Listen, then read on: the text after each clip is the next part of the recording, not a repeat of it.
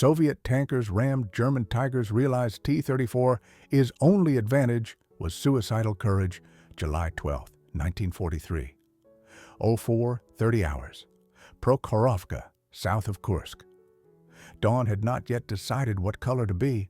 The sky was a bruise of violet and iron, and the mist lay low in the wheat, like breath held too long. Inside our T-34, the air smelled of diesel and cold metal and the sour wool of uniforms that had not been dry for days. The engine's V2 heartbeat came up through the deck plates and into my boots, a steady thrum that felt against my soles like the tick of a clock that had lost all track of time. I pressed my brow to the rubber cup of the gunner's sight and found him there, gray, blunt-nosed, implacable. A Tiger, turret number 231, hulking at the far edge of a shallow swale, its 88 already depressed, its bow angled like a fist. Through the glass, the world looked clean and simple. Distances, angles, plates of armor whose thickness could be turned into numbers and then into probabilities. But outside the optic, 5 men shared a space smaller than a peasant's kitchen, and nothing was simple at all. Rotmistrov, report. The intercom rasped with Colonel Popov's voice, flat, clipped, the voice of a man who had slept 3 hours in 3 days. I thumbed the throat mic. Target identified, Tiger at 1200, more behind it. The driver, Sasha, tapped the steering levers with his gloved fingers, a small private rhythm he played before every attack. Beside me, Kolya the loader cradled a BR-350B armor-piercing round like it could hear him think. In the bow, Grishin the radio op muttered the Lord's Prayer into dead air. 5 men, one thought. The 88 could kill us from twice this distance, and we could not kill it unless we got close enough to see the white paint in the enemy's numbers peel in the sun. Popov came back on net, every company, every tank, his words marching in step. All vehicles, advance, maximum speed, hold fire until 300. If you cannot penetrate, ram. There was a pause in the crew's breathing that lasted the length of a heartbeat and a life. Then all at once the tank became motion. Sasha shoved the throttle and the V2 bellowed, the hull surged, the tracks bit. The wheat flattened in 2 parallel strokes as we leapt forward, and the periscope filled with sky, then ground, then sky again as the suspension hammered through the shallow dips and ridges that the maps drew as soft contours and our spines learned as teeth. A flash in the optic. 231 fired. The 88's wind whip passed us on the left with a sound like someone tearing a city in half. To my right, a T-34 lifted its turret like a hat and came apart in a flower of black smoke and sparks. Kolya swore once, softly, as if he had broken a glass. Sasha kept us pointed at the Tiger's snout, because the only thing worse than closing straight on was showing our flank. 1,000, 800, 600. The range drum under my fingers spun down with the numbers. I squeezed the trigger. The 76 barked. The turret snapped back on its ring.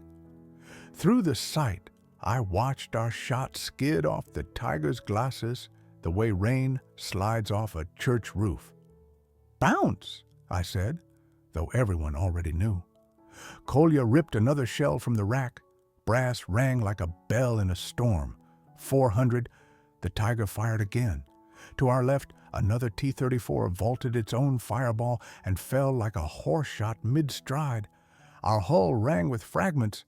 The world smelled suddenly of hot paint and fear. Popov's voice again. Closer, closer, break his sides. Every instinct screamed to stop, to angle off, to make ourselves smaller. Every order screamed louder. Forward! 300! The Tiger began to traverse, slow at first, then faster as their gunner found us. Left! Left! I shouted.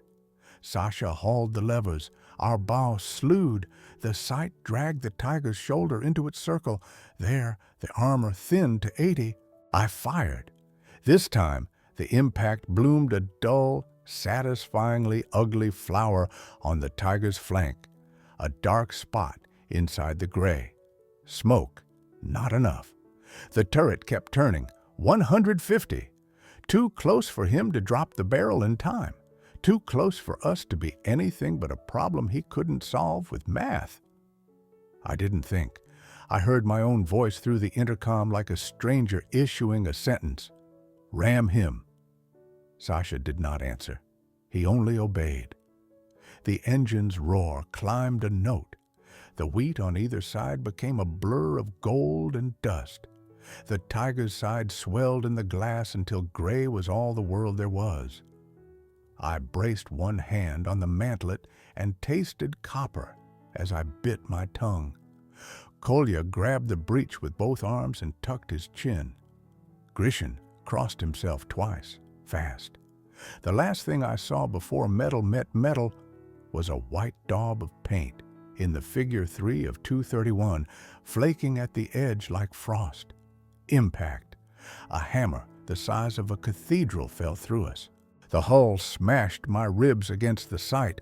Stars exploded in my head.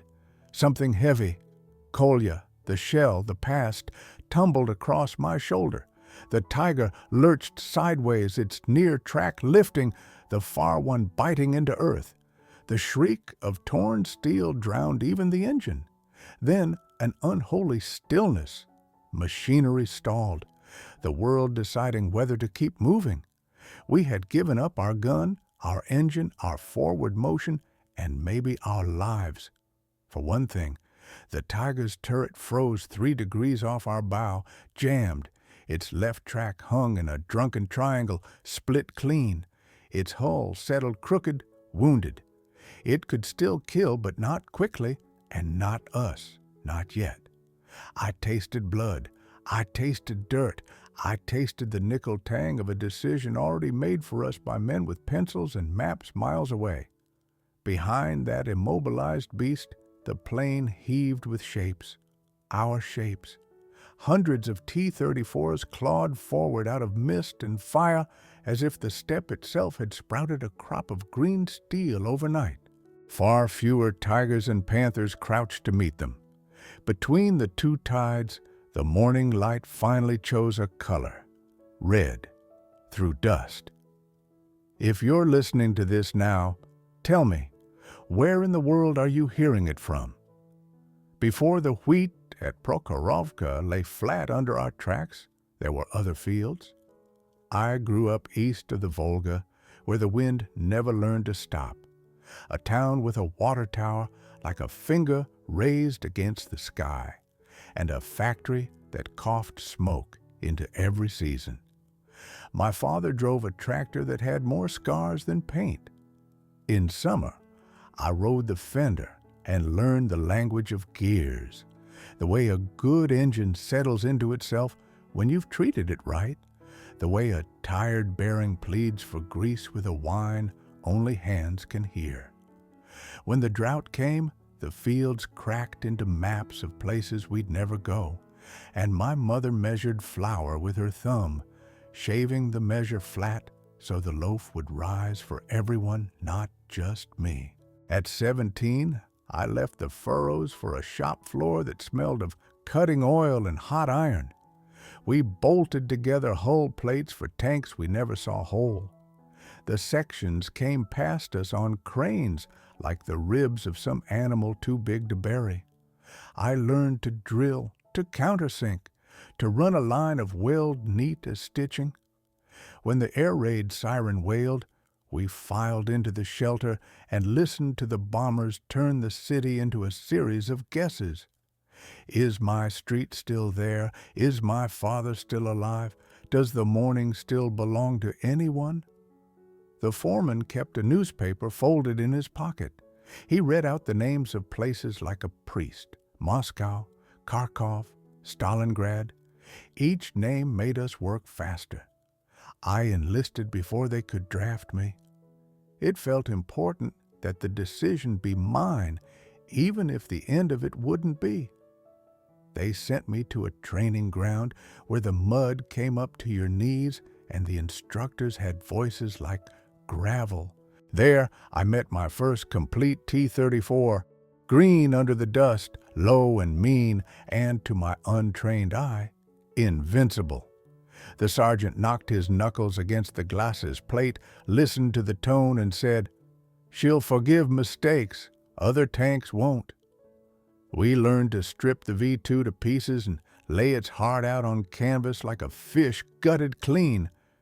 We learned to load by feel in the dark, to call ranges like we believed them, to aim for where a German would be by the time the shell arrived, not where he was.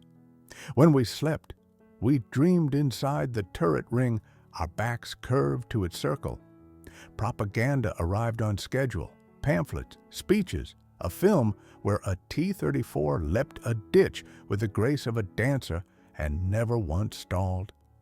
I didn't need convincing. I already loved the machine for reasons the pamphlets couldn't reach. The way the track pads clanked like a metronome when they were just right. The way cold diesel warmed to a smell that meant home if you'd been gone long enough. The way 5 men could become one animal when the driver and the gunner and the loader found each other's rhythm and the commander's voice threaded everything together.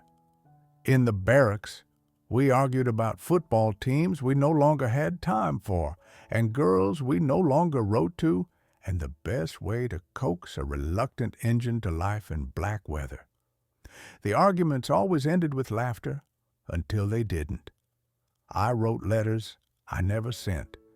In them I told my mother that the bread was good and the cots were soft and the officers kind, because lies are a kind of wool. You pull over the future when you don't know how cold it will be. To my father I wrote about the V2's temper, how she liked a slow prime and a steady hand, how the clutch would chatter if you rushed her, how a tank, like a field, refuses to be bullied and only answers patience.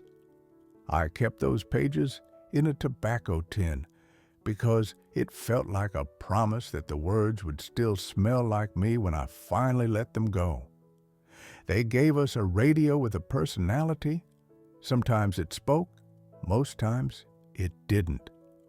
We learned to fill the silences with our own short language. Tap the turret twice for ready, once for again, the heel of a hand against the breech for hurry. We learned to trust the cluttered view through periscopes more than any horizon, to count seconds between artillery rounds as if time itself could be mapped and survived. On the last night before we rolled west, the political officer assembled us and spoke about duty and steel and the motherland. After he left, our driver Sasha produced a harmonica with 3 working notes, and we made a song anyway. What did I believe then? That the T-34 was forgiveness on tracks, that courage could be made by habit, that if we did everything right, the world would notice and repay us with one small miracle, the chance to grow old. On the approach to Kursk, trains passed us in the night with their windows blacked out, and every time their iron heartbeat matched ours for a moment, I thought, this is how we will get through, by rhythm more than by reason. At Prokhorovka, the fields I'd left behind returned in another language, wheat flattened under treads, wind translated into dust, harvest measured not in sacks, but in burning shapes left behind us as the line moved forward one length of track at a time. I kept a photograph of my parents in my breast pocket, the paper worn soft as cloth. Before every action I touched it and told myself that love and machines were the only 2 things I understood, and that one might yet save the other. The morning of July 12th started like a held breath. The mist along the river still carried the night's cold, and through it came the low, steady growl of engines warming somewhere beyond the ridge. The air itself seemed to hum, alive with what was about to happen. Inside our tank, the metal sweated and the smell of grease thickened until you could almost chew it. We had spent the night in a shallow depression, lined up nose to nose with other T-34s, hatches open just enough to let the air in. No one had really slept. You could hear the crews whispering across the dark. Someone retelling the rumor that the Germans had sent their best divisions here, others arguing about whether the new 85mm model was real or just another story to make us feel braver. The political officer had said that the Germans were finished, that Kursk would be their grave. None of us believed him. At first light, we climbed into our seats. Sasha coaxed the V2 awake with a puff of gray exhaust, and the familiar vibration spread through the hull. The periscope caught the faint shimmer of dew on the wheat, then the movement, tiny flashes far ahead, the mirrored blink of armor plates catching the sun. Kolya reached for a shell without being told. The first sound wasn't ours. It was a long, heavy thunder from somewhere behind their line, German artillery opening the day like a door. The explosions walked toward us, each one slapping the air inside our lungs. We sat and counted. When the count reached us, it was our turn. Our guns answered. Across the entire front, the morning tore itself open. The ground shook under us as if the steppe were breathing too fast. I felt each blast through the soles of my boots. O'Donnell, no, not O'Donnell, Popov now, his voice slicing through static, ordered the advance. All companies forward, full throttle, close to 300 meters before firing. If you can't break them, ram them. Sasha pushed the levers, and we lunged ahead. The mist shredded around us. Through the sight, the world narrowed to a tunnel of gray dust and flickering light. A kilometer out, the first Tiger shells found their range. The tank to our right erupted, its turret lifting like a child's toy tossed by a giant. The shock wave hit us a second later, rocking the hull and slapping the breath out of my chest. Bits of blackened metal clanged against our side armor like hail. Kolya muttered something I couldn't catch and loaded another round. Every few seconds, the sky split open. We returned fire, more out of instinct than hope. Our shells hit and skipped, throwing sparks off the Tiger's fronts. Each ricochet was its own kind of sentence. Not enough, not yet. Get closer. 500 meters. The air now so thick with smoke that the horizon was gone. I could see the shapes of Tigers ahead, their turrets slow and deliberate, the recoil of their 88s visible even through the haze. The sound was physical, a concussion that rattled your teeth. Then one of ours caught fire. I saw the hatch burst open and two men spill out, rolling, their uniforms already burning. They thrashed for a few seconds, then went still. Kolya's voice cracked. God save them. Sasha didn't answer. He was locked in the rhythm of survival. Steer, throttle, adjust, breathe. 300 meters. I squeezed the trigger. The gun recoiled. Through the scope, I saw our shell strike a Tiger's side where its armor curved. The explosion punched a dark wound into the gray. Smoke poured out. For a heartbeat, elation. Then a second Tiger traversed toward us, its muzzle flashing. The shot passed close enough that the world went white and silent. When sound returned, it was a ringing that filled the skull. We kept moving. There was no other choice. The battlefield had collapsed into chaos. Black columns of smoke, flashes of fire, the thunder of engines grinding forward. Somewhere behind us, A voice over the radio screamed coordinates that no longer meant anything. I remember looking through the slit and seeing a T-34 ahead of us, maybe 20 meters, charging straight at a Tiger that was pivoting to meet it. The Soviet tank fired once, missed, then didn't slow. It hit the Tiger's flank at full speed. The impact was louder than artillery. Both machines vanished in a cloud of dust and flame. For a second, there was nothing. Then pieces of track fell from the sky like black snow. That was the moment I understood what kind of war this really was. It wasn't about tactics or range or armor thickness. It was about who could keep moving when every nerve in your body told you to stop. By midday, the sky had turned the color of rust. Our battalion had lost half its tanks. The field ahead looked alive with smoke and wreckage. Tigers and T-34s tangled together in grotesque embraces, some still burning, some just steaming in the heat. Inside our hull, the heat was unbearable. The paint on the walls had begun to blister. I looked at the crew. Sasha, drenched and pale, Kolya loading with hands cut from the splinters of shell casings, Grecian at the radio trying to coax sense from the noise, and I realized we were still alive purely by arithmetic. We had not yet been chosen. That evening, when the firing finally began to slow, we stopped near a shallow ridge.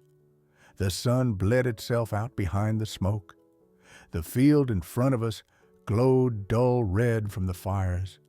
We listened to the popping of cooling metal and the distant groans of engines dying. Kolya lit a cigarette with trembling hands and passed it around. No one spoke. The quiet felt heavier than the noise. For the first time all day I thought of home, the smell of diesel and cut grass from the tractor my father still drove, the rhythm of the engine that never meant death to anyone.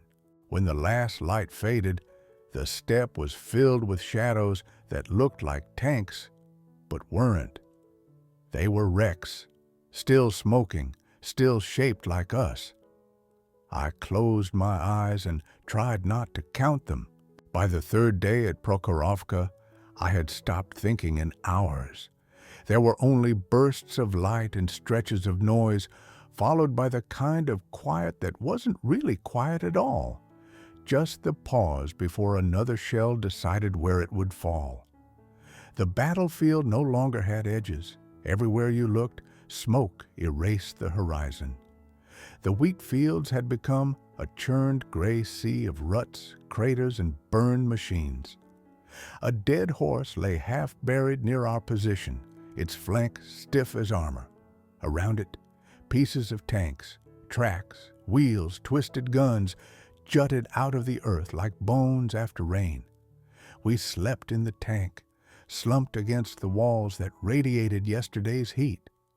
When the engine idled, the vibration hummed through our spines, as if the machine were reminding us it was still alive even when we barely were.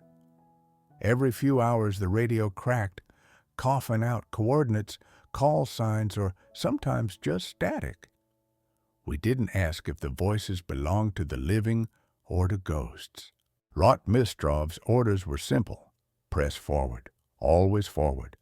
The Germans still held the high ground, and every ridge meant another killing field.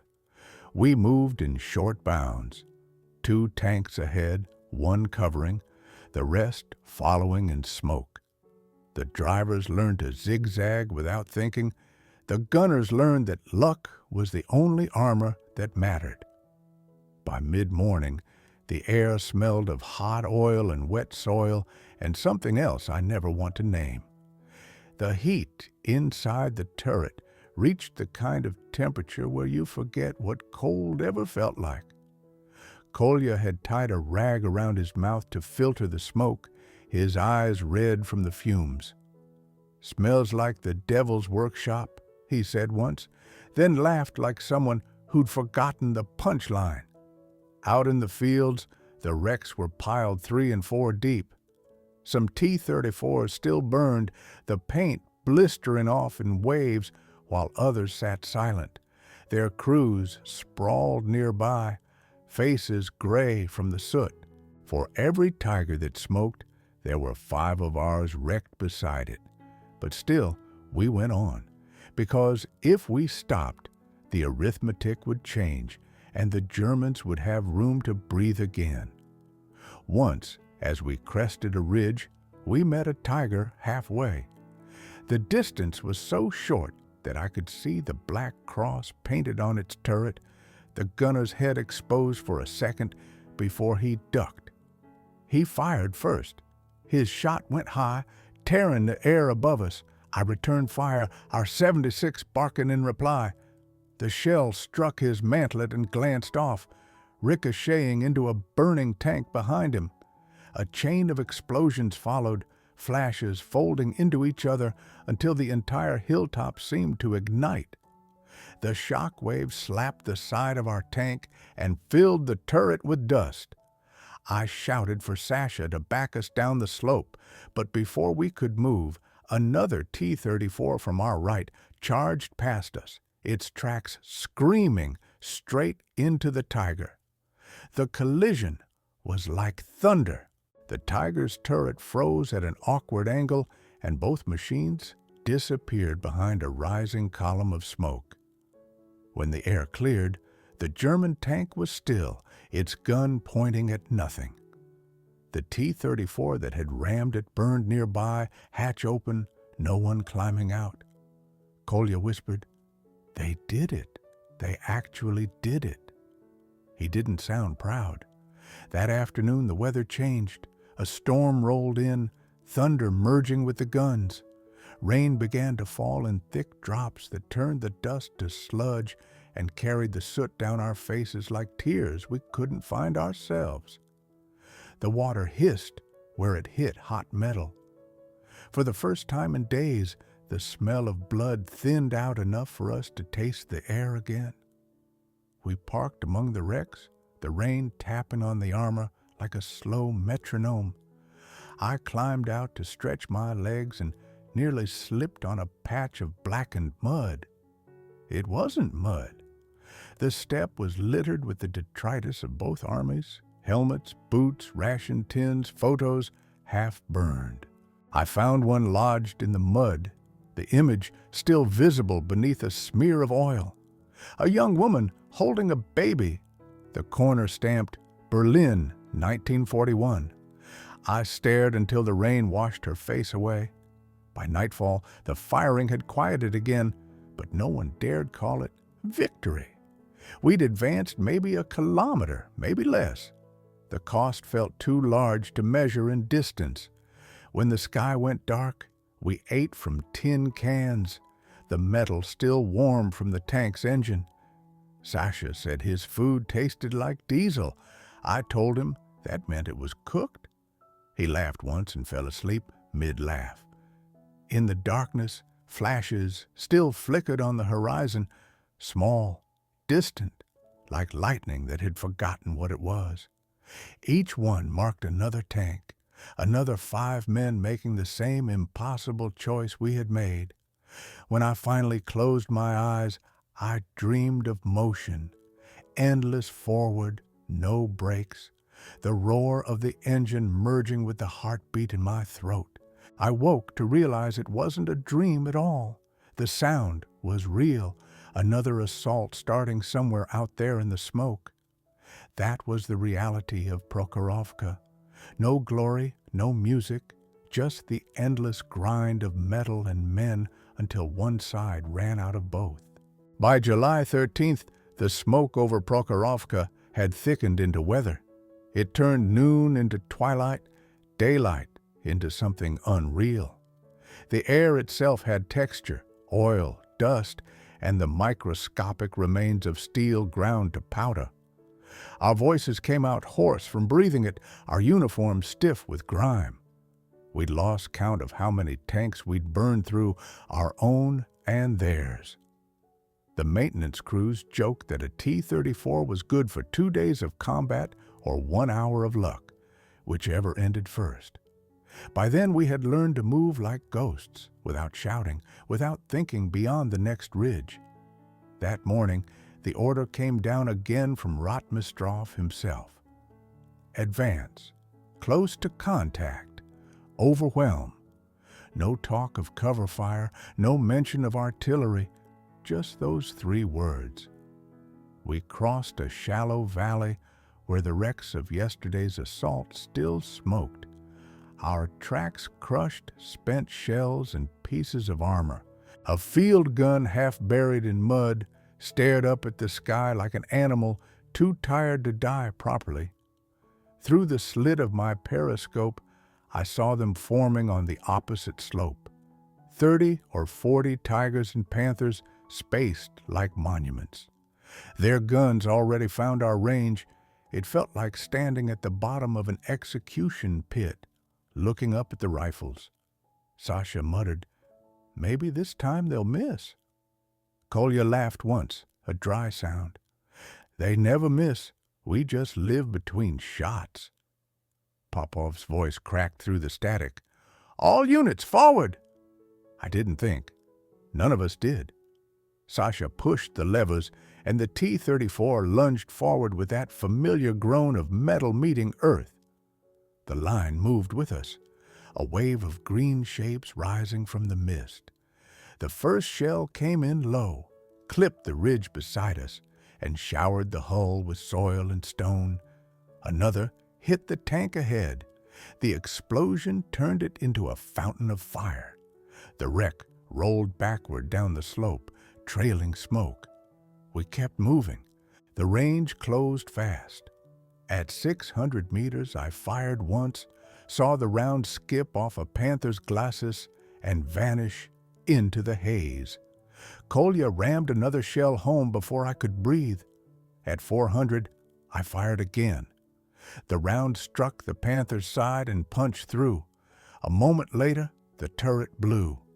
For the briefest heartbeat, it felt like proof that we could still fight back. Then the tigers began to fire in earnest. The sound wasn't a boom, but a tearing, the sky itself splitting. To our right, a tank caught a direct hit. The turret lifted clean off, and the 5 men inside vanished into white flame. We drove through it. The heat brushed the paint from our hull as we passed. At 200 meters, the radio was pure static. There were no more commands, just shapes, smoke, and the blind knowledge that if we stopped, we'd die. A tiger appeared through the haze ahead, massive, square, the muzzle of its 88 pointed straight at us. We fired once, twice. The shells bounced, leaving nothing but scars. The tiger's gun flashed. The shot tore through the air just above our turret. The pressure slammed my head against the sight. Kolya shouted, "He's reloading!" Sasha didn't wait for orders. He throttled up. The engine howled. The speedometer needle climbed past 50. The tiger loomed larger, every rivet visible now, the black cross clear against the gray. I knew what Sasha intended before he spoke. Hold on. Time didn't slow. It sharpened. The ground blurred beneath us, and the world funneled into the single shrinking space between us and the enemy. I saw the tiger's gunner in his cupola, turning his head too slow. I saw his mouth open, as if to shout something we'd never hear. We hit at full speed.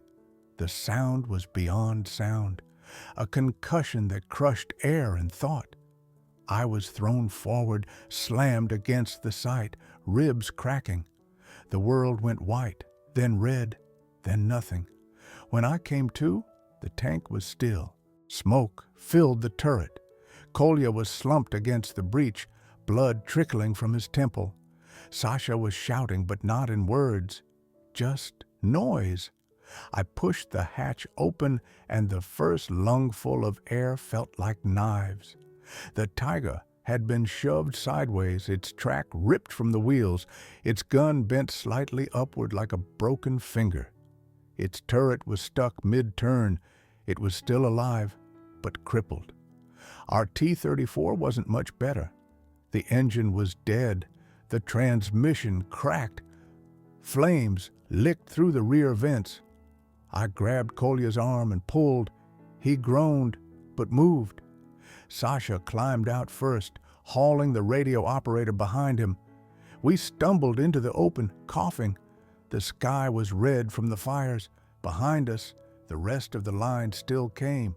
Dozens of T-34s, black with soot, charging through the smoke like something out of a nightmare. The Tigers fired into them, tearing holes, but the wave didn't stop. When one tank died, another took its place. I turned to look at the crippled Tiger. Its machine gun sputtered once, weakly, then fell silent. The commander inside must have been dead or wishing he was. I felt no triumph, only exhaustion. We had survived because of speed, because of chance, because we had hit first. Kolya sat beside me in the dirt, his hands shaking. "We did it," he said. His voice sounded smaller than the wind, but the field around us told a different story.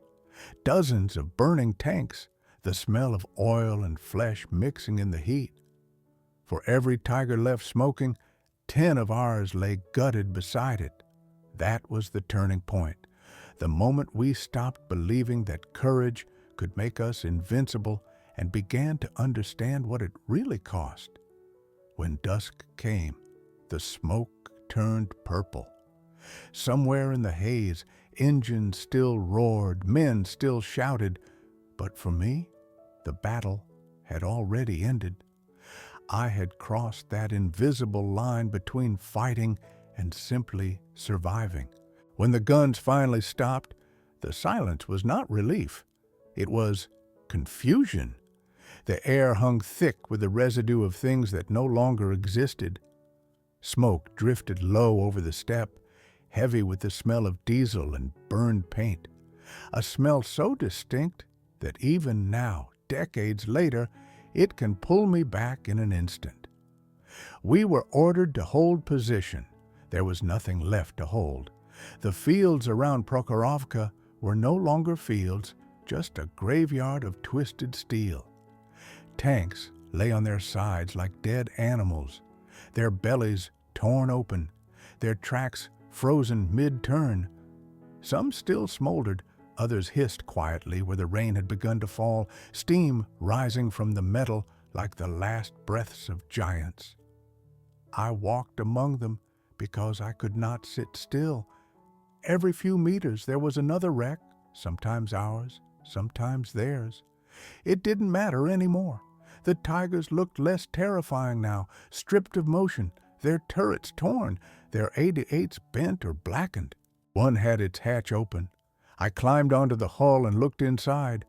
4 men sat where they'd died, their faces gray with soot, the air inside still hot and still. For a moment, I almost said something to them, some small apology, but the words didn't come. Our own dead were scattered across the ground, half covered by ash and soil. Sasha and I carried Kolya to a shallow depression and covered him with a tarp. He had stopped breathing during the night, quiet as if falling asleep. I found his harmonica still in his pocket, bent, silent. I put it beside him and closed the tarp. There were no priests, no speeches, no markers. We just looked at the ground and nodded once. The medics moved through what was left of the battalion, counting. They didn't bother with names, just tallies. Out of our company, 35 tanks had rolled into battle. 9 were left that could still move. 9 machines, maybe 20 men. The rest were fragments. That night, the wind shifted.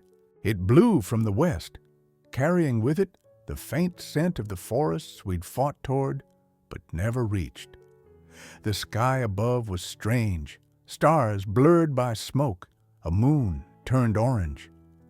I sat on the hull of our ruined T-34, tracing the dents and scorch marks with my fingertips, every scar telling a story I didn't want to remember. Sasha sat beside me, knees pulled to his chest. "We stopped them," he said, his voice flat. "They won't reach Kursk." "Stop them?" I echoed. The words felt like stones in my mouth. Yes, the German advance had stalled. The Tigers were crippled or withdrawn. On paper, it was a victory. But victories had begun to sound like funerals said in the wrong language. From somewhere behind us, the sound of an engine sputtered, caught, and died again.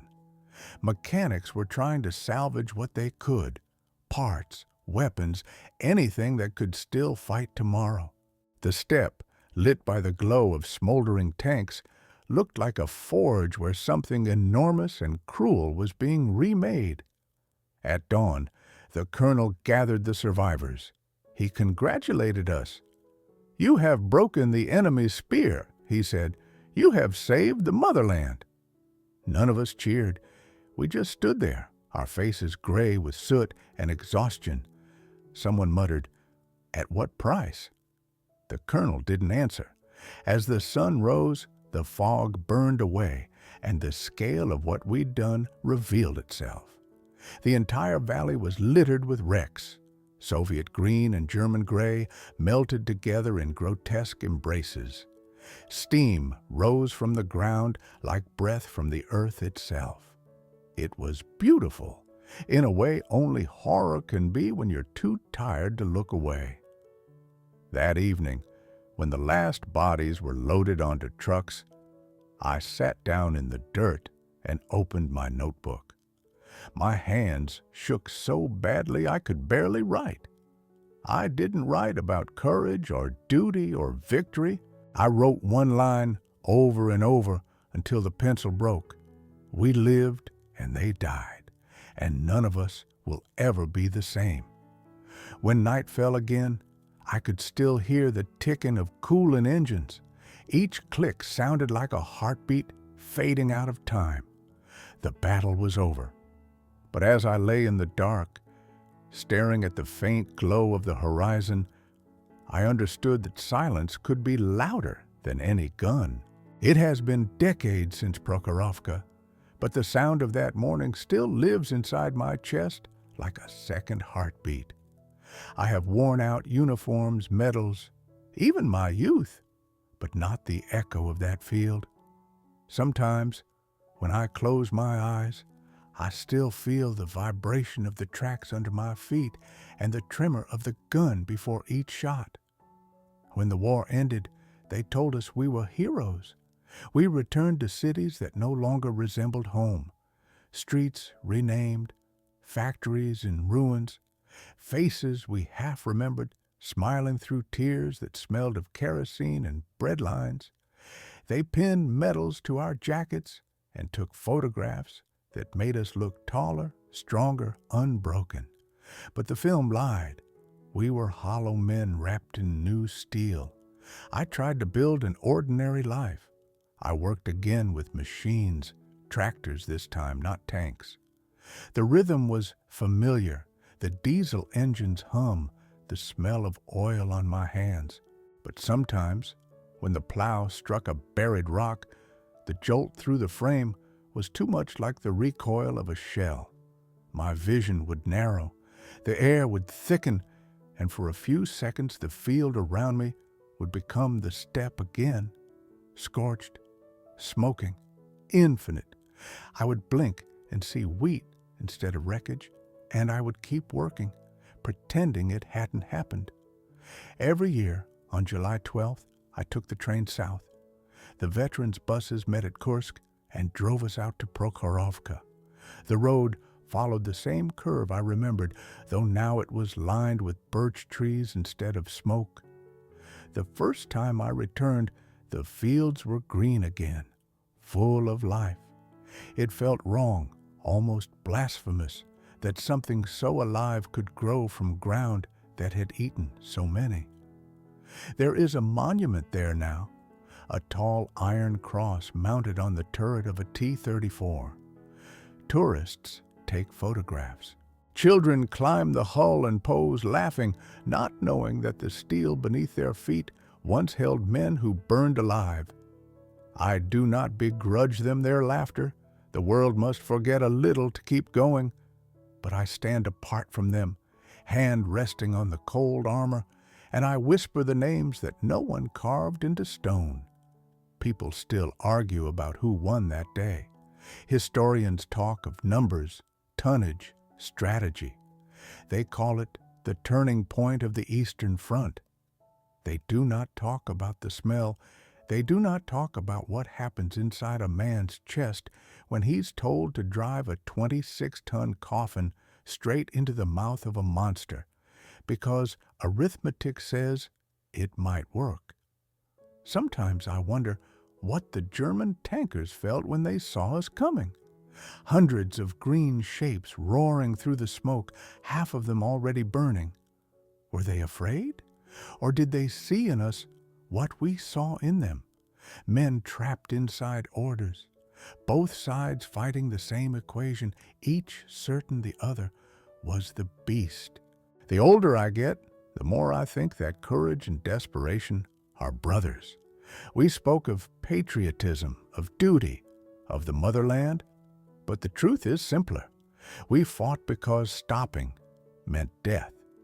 We rammed tigers because that was the only language the battlefield understood. They say the T-34 was the best tank of the war. They say it was the machine that saved Russia. But the T-34 was only as good as the men willing to die inside it. Its armor was thin, its gun weak, its glory built from the bodies of those who refused to turn away. I sometimes visit Kolya's grave. His name is carved in a collective stone among hundreds. I leave a small metal harmonica there, not his, but one like it. And I stand long enough for the sound of the wind to fill the silence we left unfinished. History remembers victories. The earth remembers the cost. The soil around Kursk is still rich and red, the farmers say. They don't know that it's colored by more than iron. If there is any lesson in what we did, it's this. Technology decides how men die. Courage decides whether they stand to meet it. But in the end, it's always courage that bleeds first. I am an old man now. The medals lie in a drawer somewhere, their ribbons faded, their metal dulled. They say I am one of the last tankers of Prokhorovka still alive. I do not correct them. Perhaps I am. But I don't feel like a survivor. I feel like a messenger, carrying a story no one wants to hear again, because it doesn't sound like triumph. People still ask me what it was like. I tell them it was noise and heat and light so bright it erased the world. They ask if I was brave. I tell them no. We were afraid every second. But fear is not the opposite of courage. It's the beginning of it. Courage is simply moving forward when your mind has already left your body behind. Sometimes I close my eyes and see the field again, not as it is now, but as it was then, a gray sea of fire and steel. The tigers stand silent, black smoke trailing from their turrets. The T-34s burn beside them, green paint bubbling, tracks twisted. The wheat is gone.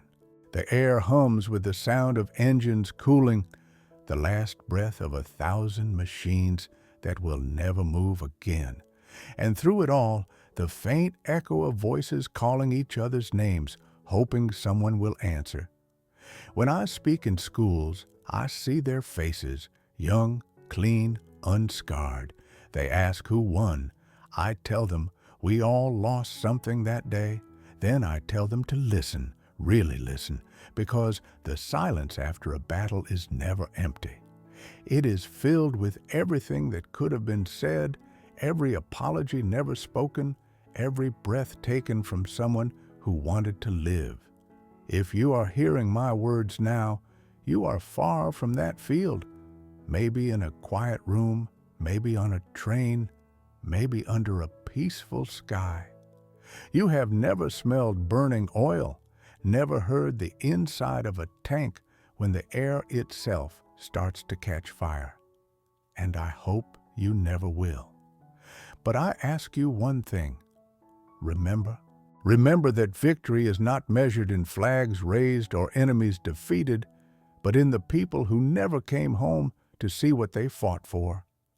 This was one man's story among millions. One voice carried through the static of history. And now, as the last echoes of that morning fade, I want to ask you something, as I ask everyone who listens. Where in the world are you hearing this story from? Tell me your city, your country, your corner of peace.